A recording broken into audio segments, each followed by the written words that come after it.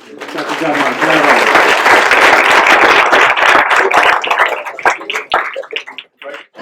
We have, I have basically 4 talks to do on beauty. The first one, which I hope you have the hand up for now, is what is beauty? And then we're doing another one about an hour or so.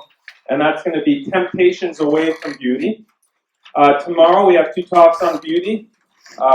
One will be on art and holiness. And the other will be on sacred, divine, supernatural, and ultimately Marian beauty. Okay, so what is beauty? What are the temptations away from it today?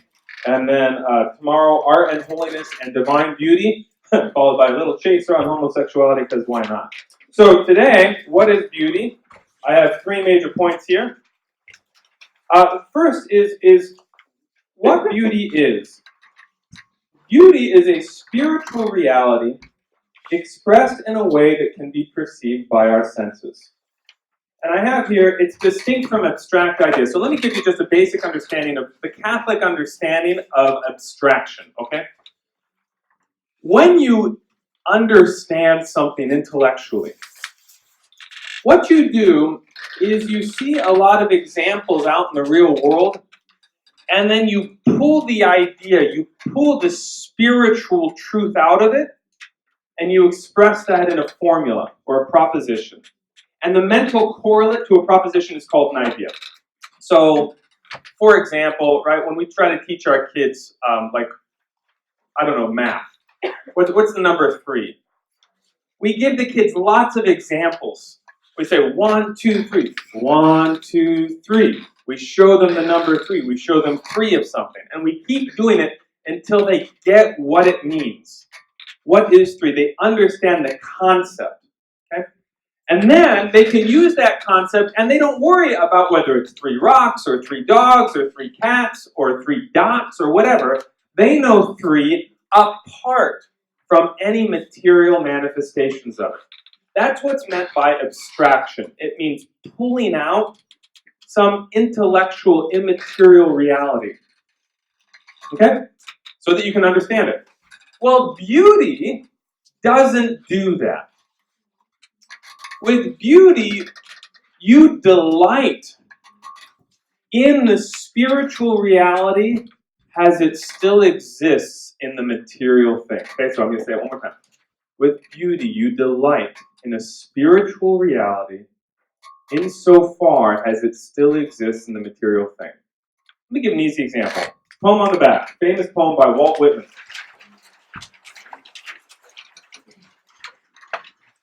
When I heard the learned astronomer, when the proofs, the figures were arranged in columns before me, when I was shown the charts and diagrams to add, divide, and measure them, when I, sitting, heard the astronomer, where he lectured with much applause in the lecture room, how soon unaccountable I became tired and sick, till rising and gliding out, I wandered off by myself in the mystical moist night air, and from time to time looked up in perfect silence at the stars. What's going on? You got a poet, and he goes to an astronomy conference. He goes to an astronomy lecture. And what is the goal for an astronomer? What is the goal for a scientist? He wants to understand the stars. And how do you understand the stars? By charting, by systematizing, by figuring out, and then by expressing it all in a formula which perfectly captures the idea. That's awesome. That's what scientists are supposed to do. That's exactly what an astronomer is supposed to do. That's why they're all applauding. But that's not what a poet does. That's not what an artist does. That's what someone who is after truth does. But someone who's after beauty is not so much concerned to understand. They are concerned to delight. And so the poet walks out of that conference room, and what does he do? He looks up, and he delights not in the idea of the stars, but in the immaterial reality that is present in their material manifestation. Okay, so here's another example. How many of you have pets? A lot of them. There's something awesome about having pets. When you domesticate an animal, there's things you can do. There's a relationship you can have, so to speak, right? It's a benefit. But it would be kind of sad if every animal was domesticated, wouldn't it? It's lovely to have some animals still out in the wild. What we do with our intelligence when we understand things is we domesticate it for the mind. We make it accessible to us. We make it workable. We can use it. We can do things with it. We can handle it. We can control it. It's great. It's wonderful. It's truth. But beauty is spiritual goodness still out in the wild. It's spiritual goodness. It's the ore that we have left in its natural state. And we just delight in it. We admire it. We say, look at that. Look at the way it is. Okay? Now, because beauty is something that we perceive in material things, we don't just pull out the truth. We perceive the spiritual reality in the material thing. Because of that, we have the second aspect of beauty, which is that it can inflame our passions. What are passions? Passions is basically the theological, philosophical term for feelings. Now, how many of you have heard of the transcendentals, the connection between truth, goodness, and beauty? Okay, not too many. A couple. There is, in the Catholic tradition, this idea that in themselves, truth and goodness and beauty are all the same thing, but that we experience them differently. Here's what I want you to do. I want you to take out your hands and clap them in front of your face. Ready? But look at your hands. 1, 2, 3. Okay, awesome. So what you just did was a simple event, but you experienced it through 3 senses. Insofar as you saw it, it was a sight. Insofar as you received it through your sense of touch, it was a sensible feeling. And insofar as you received it through your ears, it was a sound. But it was one simple event. Have you ever noticed how God is truth and goodness and beauty? And those are all the same in God. We don't say that God is part truth and part goodness and part beauty. We say He's pure truth, pure goodness, pure beauty. Why? Because truth and goodness and beauty are the same reality, but experienced through our different capacities. The different capacities of our soul. Just like your hand clap was experienced through the different capacities of your senses. So what is truth? Well, truth is reality insofar as it is experienced by your mind, by your intellect. What is goodness? Goodness is reality insofar as it can be pursued by your will, insofar as it can be a source of fulfillment for you. But what is beauty? Beauty is reality, especially spiritual reality, insofar as you can see it through your senses. And therefore you can feel it through your passion. Because we people are very strange. We're very strange. It's very strange to be body and soul. When you're body and soul, it means that your body will respond to immaterial things. Did you know that? How many of you have ever gotten the fear of public speaking? Come on, everybody's gotten the fear of public speaking. How did you experience the fear of public speaking? Well, your body freaked out, right? Your hands shook, your knees shook, maybe you got sweaty. But why did you freak out? Why did your body experience fear before you did public speaking? What were you afraid of? Were you afraid of a physical threat?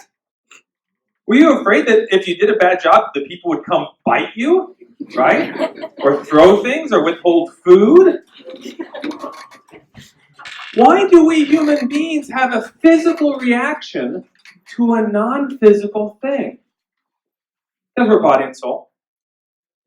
Well, this is the first key thing I want you to take away from beauty.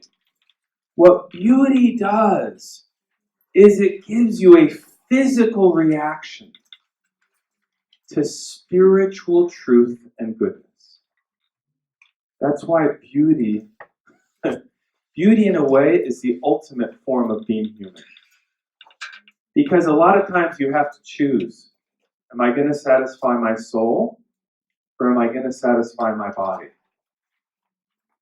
Beauty is the one time you don't have to do that.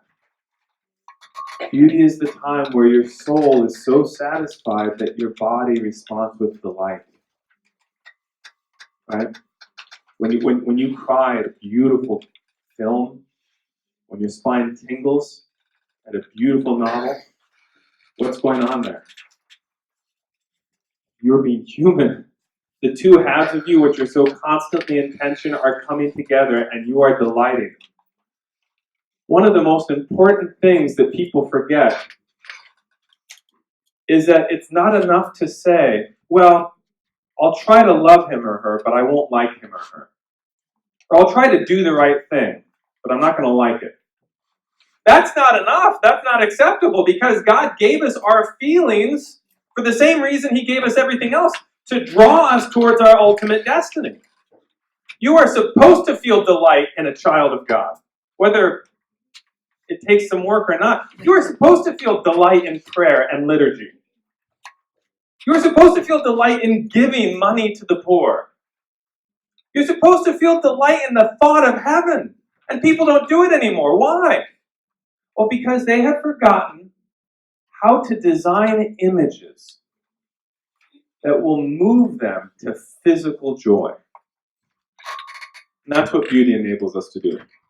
I think we're doing out of time. Let me give you one quick example. One quick example about how beauty should work. Because remember, this is the other difference between truth, goodness, and beauty. I think I have till 1:45, right? Is that clock right? Yeah? Okay, good. You can know the truth and not feel anything. You can do the right thing. You can do the good and not feel anything. But you cannot have an experience of the beautiful without feeling anything. That's why we call it aesthetic appreciation. Because if you are really experiencing something beautiful as beautiful, you feel it. Now, I will propose to you that most people don't want to go to heaven. Most people don't desire it. The thought of it gives them no delight. Why?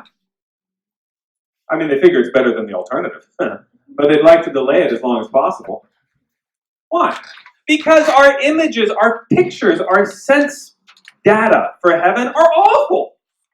We have horrible pictures of heaven. Awful pictures.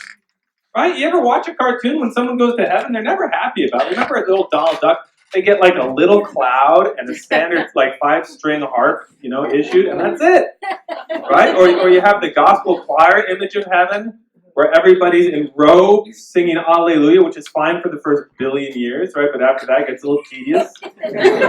Or you have the 80s vision of heaven, where everything is white, everybody's wearing white, and it's white fog, right? It's really, who wants to go to that? It's like heaven bland. The white heaven, they even have that in, if you ever saw Bruce Almighty, right? It's a white heaven. Everything's white except for God, who's Morgan Freeman.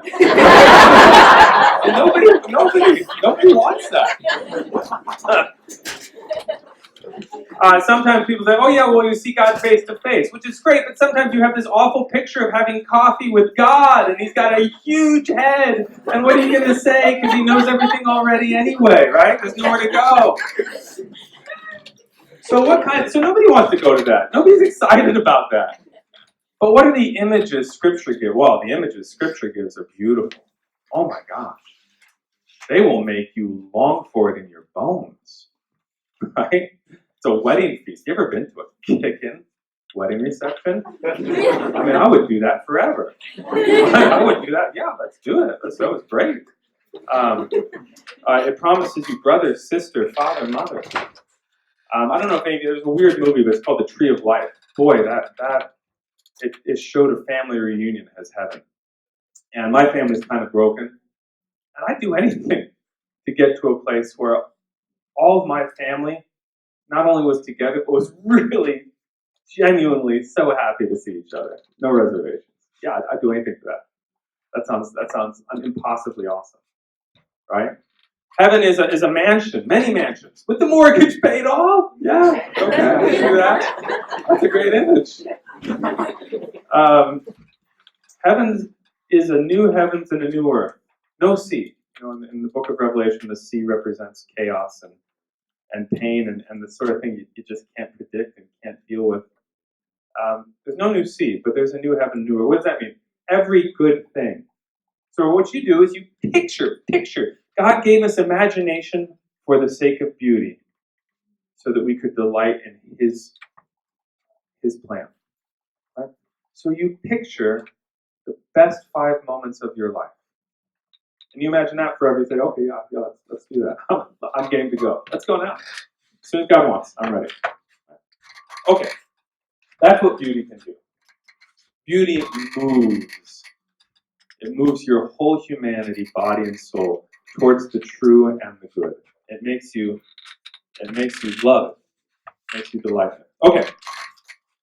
Point number two. What makes something beautiful?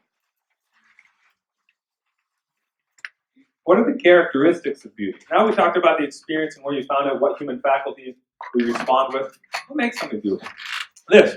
Order and surprise. In the book, I am trying to really narrow down lots of pieces of the tradition. St. Thomas Aquinas only talks about beauty in 2 parts. Aristotle has a whole thing on the poetics. As I understand it, the 2 parts of beauty are order and surprise. Order. What does order mean? Order means a regular, stable pattern. Order, this is not in the handout, but I'll make it as simple as I can. Order happens when a thing acts the way it's supposed to act and is the way it's supposed to be. So think of your computer. If it acts in a disorderly way, it's not doing what it's supposed to do. Right? If it's orderly, it's doing what it's meant to do. It's a thing being the way it's supposed to be and doing what it's supposed to do. That's order. And that gives you regularity, because if a thing is the way it's supposed to be, if it is a consistent nature and it manifests that, it will act consistently. I'll unpack this more in the next lecture too. But basically, order, stability, reliability, regularity. Things being the way they're supposed to be. Aquinas talks about things being proportionate, things being integrated, things being perfect. But this other aspect of beauty takes a little more time to talk about. But everybody basically gets order, right? Right? It's just things doing what they're supposed to do. That's order. If it's disorder, it's not doing what it's supposed to do. Surprise. This is the kicker. This is the wow factor. This is the uppercut to the jaw. This is what blows you away about beauty. For the beautiful to have an impact on us, it must be surprising. We were made for surprise. This gets translated in the tradition lots of different ways. Marvelous. Wonderful. It's what causes us to say, whoa, that is not obvious to me. Not obvious at all. By the way, I hope this talk qualifies. Think of a talk that was good versus a talk that wasn't, like a public speech. A speech is good if it's orderly and if it's surprising. A lot of talks are neither, and they're a big drag, right? Where someone gets up and is all over the place and does nothing but say what's already obvious to his audience, right? What you want is an order that is somehow going to catch you off guard. We want things to be fresh, right? You know, on Rotten Tomatoes, it's how they rate movies. Remember how they rate it positively? They rate it fresh, right? 98% fresh. What does that mean? It means it's surprising. It's not stale. It's not familiar. Familiarity kills beauty. Intimacy doesn't. Intimacy promotes beauty, but familiarity will kill it. If you feel like you already know it. The delight of beauty primarily comes from the response of the mind to what it does not find obvious. St. Thomas Aquinas describes beauty as splendid, as brilliant. He says we call bright colors beautiful. Why? Because the mind is captivated. You think of deer in the headlights, right? When deer's in the headlight, what happens? It freezes. Beauty freezes the mind in astonishment. G.K. Chesterton, who's one of my favorite authors, and certainly my favorite author on beauty, he says, you know what heaven is? Heaven is astonishment so great that it lasts forever. And that's what we were made for. You see God, and that's it for eternity. Right? You never get used to God. Right? Okay, that's what we're made for. We're made for order, we're made for surprise. You put those two together, you have beauty. Anytime you've ever felt your spine tickle, it's because you were astonished at normalcy. That's very hard. It's very difficult to achieve that. You said, wow, the way it's set up is magnificent, and I never would have... Here's a good example. I got married and had kids. How normal is that? It astonishes me constantly.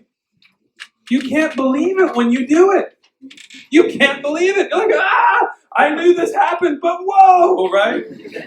I knew that a husband and wife, they gave each other the kid, but the kid and the we'll get to it. Right, I think it's wild. By the way, I should warn you, I watched a lot of Seinfeld in college, so when I get excited, my voice ratchets way up.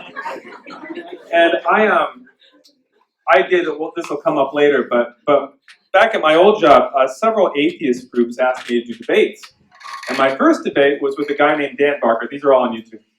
And he is the most experienced atheist debater in the world. It was his 90th debate and my first. I was 27. And it went pretty well, I think. But I was pretty nervous and excited. My voice just went, how can you not believe in God? Look at all the evidence for God's up there. And so then the comments online were so mean. People were like, is this guy trying to prove God's existence to bats? Because they're going to hear that frequency. Even my friends were like, dude, why are you taking helium during a debate? Weird strategy. So you just gotta be ready. Okay. Final point. The beauty of the natural world. This is the default standard of beauty. This is where we see order and surprise at the most basic level. The universe is orderly, as expressed by the regularity of natural laws. Order is always connected to intelligence. Where we see order, if I go into my kid's room and it's orderly, intelligence was at work, right? This did not happen by chance, right? This is not, I know what happens by chance. It's what the room is typically like. It's raw chaos, right? The way we are able to do any science is because we recognize that things have a regular pattern. We're able to formulate those regular patterns and then use those formulations to make predictions and technology. Everything scientists do relies on order. And order cannot explain itself. It can only be explained by intelligence. But also, all of nature is surprising. Do you know, there's some wonderful talks on this. Stanley Jackie was, or Yaki, I don't know how to say it. He was one of the guys who really honed in on this.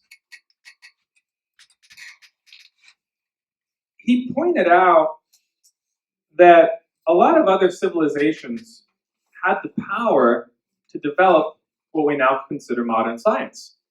Greeks, Romans for sure, other cultures too. He said the problem was they thought that nature was necessary. And because they thought nature was necessary, they thought that you figured out what nature did the same way you figured out other necessary things. Well, now what's necessary? Well, math, right? How do you figure out math? You sit down with pen and paper and you figure it out, don't you? You don't go out with a magnifying glass.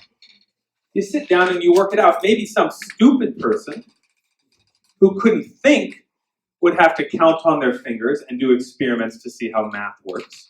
But if you're smart enough, the Greeks and the Romans figured, you should be able to figure it out on your own, in your room.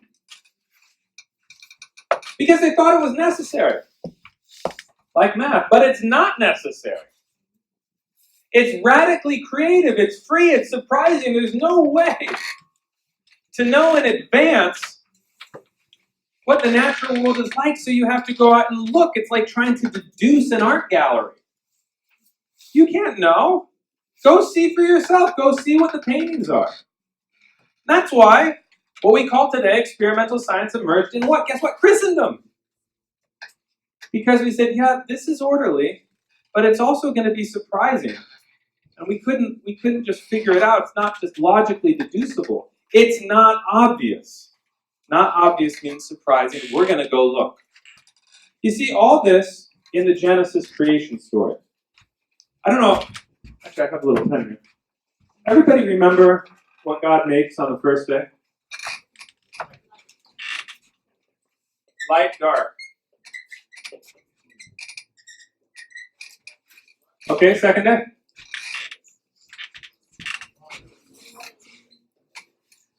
Sea and sky. Third day, land. Fourth day, sun, moon. Fifth day, fish, birds. Sixth day, man, animals. Well, animals, humans. Well, there we go. You would not believe how bad my spellings are on the board. Okay, you see the order here? The first 3 days, he creates the space. It's like he's building a house with rooms. The next 3 days, he fills the rooms with the furniture appropriate for them. Or if you rather, with the guests that he built the rooms for. Look at the order. This is not a God of chaos. This is not a random God. This is a God who is intelligent and who plans. But it's also free. Why? Because he keeps saying, let us. Let's do this. Why? Why not? I'm God. I'm going to do it. Like saying, why'd you write that song? Why wouldn't I write that song? It's beautiful. This order expresses God's intelligence. This non-necessity expresses God's freedom. Nature is God's artwork. It is the first and fundamental expression of who God is. They used to say that God wrote 2 books. The book of nature and then the book of the Bible. But you first find out about God from reading that first book. What does that mean in practice? Well, it means a number of things. First of all, it tells us that all of art and all beauty is going to be like God's art and beauty. It's going to be orderly and surprising. Secondly, it tells us that if we want to continue experimental science, we better remember that the universe is neither necessary nor chaotic. Some cultures before the Renaissance in Christendom, some cultures didn't start experimental science because they thought it was necessary. They forgot the freedom.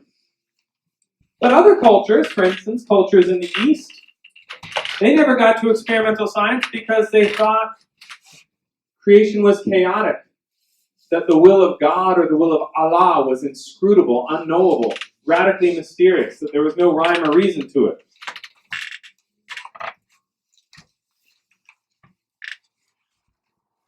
Right now, you generally hear atheists either saying the universe is necessary or it's random. Both will kill our understanding of nature. Thirdly, it tells us that if we want to appreciate nature, we must appreciate the one who made it. This is an atheist talking about a drive he took with his Christian uncle. I think across Nevada. Southern California, excuse me. So you have a Christian and an atheist. One day, as we were driving back to Southern California from a computer show in Las Vegas, My uncle pointed to a huge rock formation in the landscape and said, "Isn't that beautiful?" So the Christian sees this landscape and says, "Isn't this beautiful?" And the atheist, I looked at it for a moment and said, "Yes, it is beautiful. You can see how the multicolored ancient sedimentary seabeds were thrust upward after millions of years of tectonic pressure and are now tilted at an improbable angle." My uncle turned to me and snapped, "Do you have to ruin everything?" What happened here? Think of a painting you love. I don't know if you love any paintings, but maybe you do. But imagine there's a painting you... Anybody ever see The Old Guitarist? That's one of my favorite. Early Picasso, it's blue, it's before he got all weird and strange. And it's this old man, and he's playing a guitar, and I swear you can hear the music coming out of the instrument. It's so beautiful. So imagine, let's just take this one. This is lovely, right? This is some digital... Well, I don't know how this works. But let's say I say, I'm looking closer, it looks like it's actually painted. It's lovely. Anyway, however it was done. Let's say, right, that I really like it, and I'm trying to tell you how I like it. I'm saying, look at the unusual colors on the contrast, right? And you just start listing the chemical properties of the paint. That's going to kill it. It's going to destroy the beauty. If all you can do is analyze the material substrate, because you do not recognize that this artwork is a communication from an artist to us, it's over. We Catholics are the true champions of the environment. Because to us, the environment speaks of God. Remember the book of Job? Remember how Job ends? It's God just listing wonder after wonder of the natural world, and Job saying, "You're right. You are God." And finally, I guess the fourth point, connected to this understanding of nature as the paradigm, as the standard for beauty. We need to get out of nature. And we do need to protect it. And we do need to delight in it and celebrate it. This retreat is the perfect setting for beauty. If we can't appreciate the beauty God himself made, and by the way, sometimes that means,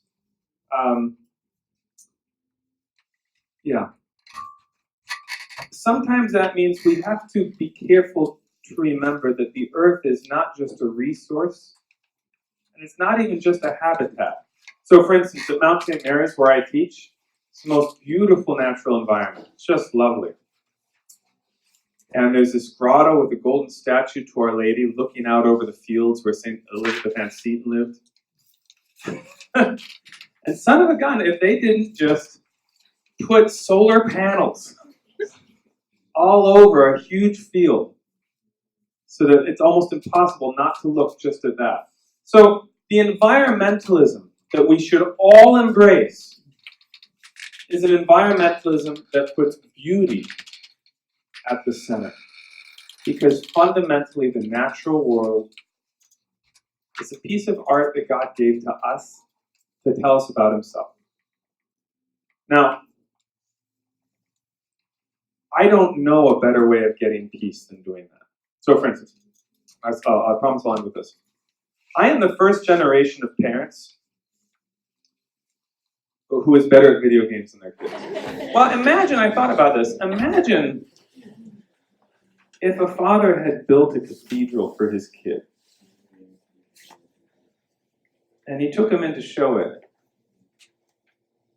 and he said, "Son, do you like this?" And his kid was on a game system or a phone, said, no, it's great. Dad, can you help me beat this level? I tell the seminarians to make sure they get out in nature. You know why? Because they're always so anxious about their tiny little projects. And there's almost no way that I know of personally to go from anxiety about personal projects to peace and gratitude like going out and walking in God's cathedral. When you walk out into the mountains, when you walk out into the woods, when you experience firsthand God's beauty, you say, Oh, that's right. My little anxieties don't count for a hill of beans in the big picture. Right? My little zone of freak out is actually a very small part of the world. And how about for a second, I turn my prayer from, can you help me with this thing I'm working on? It's really hard. Can you help me? Please, please, please, please. I'm really stressed out about it. To, wow, this is beautiful. Thank you so much. That's the first step in acquiring the peace and the delight that God's beauty offers. Let's pray. In the Father, and Son, and the Holy Spirit. Amen. Glory be to the Father, and to the Son, and to the Holy Spirit, as it was in the beginning, is now, and ever shall be, world without end. Amen. Our Lady, help the Christians. Pray for us. In the name of the Father, and the Son, and the Holy Spirit. Amen.